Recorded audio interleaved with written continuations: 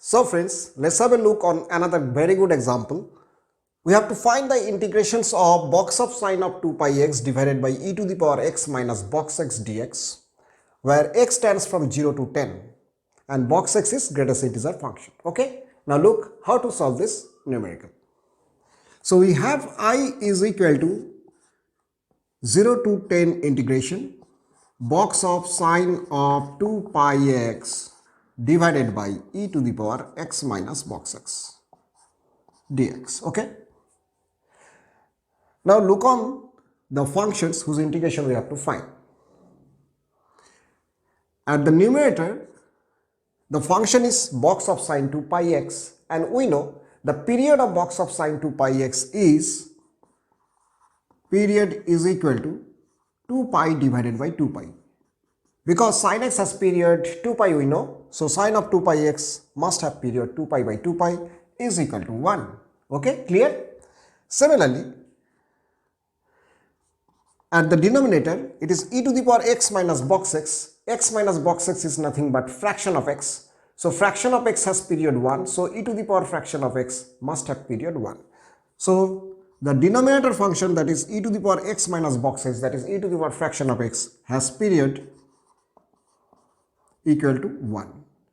So the whole functions box of sine of 2 pi x divided by e to the power x minus box x has period LCM of 1 and 1, that's is equal to 1. Okay. So now we can apply the formula integrations of 0 to n t fx dx is equal to n into 0 to t fx dx. Here t is equal to 1. Okay. So I is equal to 10 into integrations of 0 to 1 box of sine of 2 pi x divided by e to the power x minus box x. Instead of x minus box x, now we are writing fraction of x dx. Is it clear? Okay. Now come to the next step. Look, now the interval of x becomes 0 to 1, that is x greater than 0 and less than 1. We know in x belongs to 0 to 1, fraction of x is equal to x. So instead of e to the power fraction x, we can write now e to the power x. So I is equal to 10 into integrations of 0 to 1 box of sine of 2 pi x divided by e to the power x dx. Okay, clear? Now this value of box of sine 2 pi x must have either 0 or minus 1 in this whole interval 0 to 1. Why? Because in the first and second quadrant, the value of sine must be lies between 0 to 1. So box of sine 2 pi x in the first and second quadrant become 0. And in the third and fourth quadrant, the value of sine must be lies between minus 1 to 0. So the value of box sine 2 pi x must be minus 1 in the third and fourth quadrant. Okay, clear?